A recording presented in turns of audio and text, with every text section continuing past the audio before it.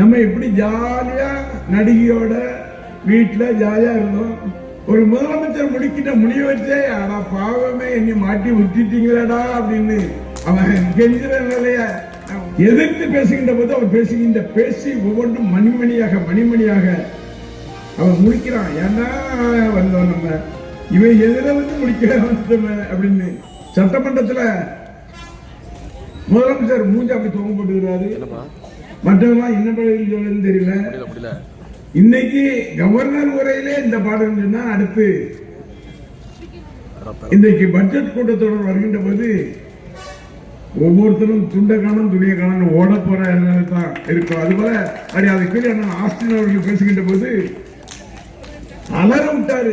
அலற விட்டது மட்டுமல்ல, முதலமைச்சர் மூஞ்சிக்கு நேரம் கை நீட்டி வாய் திறந்து பேச மாட்டியா முதலமைச்சர் கேட்டாரு. அவருக்கு ஒண்ணும் வரல. என்னடா நம்மளை கேட்கறதுக்கு இப்படி வந்துட்டாங்க, நம்ம வந்து மாட்டிக்கிட்டோமே. நம்ம எப்படி ஜாலியா நடிகையோட வீட்டுல ஜாலியா இருந்தோம், நம்மளை கொண்டு மாட்டி விட்டாங்களே, உட்கார வச்சுட்டாங்களே அப்படின்னு சொல்லி அவர் தவிக்கின்ற அவருடைய மனநில. நான் வியாபாரி, ஒரு வியாபாரி கடைக்குள்ள நுழையும் போதே அவன் கடன் வாங்க வர்றானா பணத்தோட வர்றானாங்கிறது எனக்கு தெரியும். அதுபோல சட்டமன்றத்தில் பார்க்கின்ற போது ஒரு முதலமைச்சர் முடிக்கிட்ட முடிய வச்சே ஆனா பாவமே என்னை மாட்டி விட்டுட்டீங்களடா அப்படின்னு அவன் கெஞ்சுற நிலைய நான் உணர முடிஞ்சிச்சு.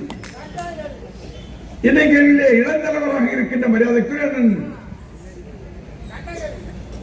உதயநிதி ஸ்டாலின் அவர்கள் அந்த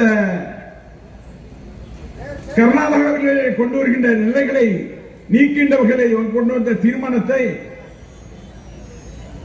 எதிர்த்து பேசுகின்ற போது அவர் பேசுகின்ற பேசி ஒவ்வொன்றும் மணிமணியாக அவன் முடிக்கிறான். ஏன்னா வந்தோம் நம்ம இவன் எதிர வந்து முடிக்க வந்துட்டோமே அப்படின்னு முடிக்க விட்டாரு.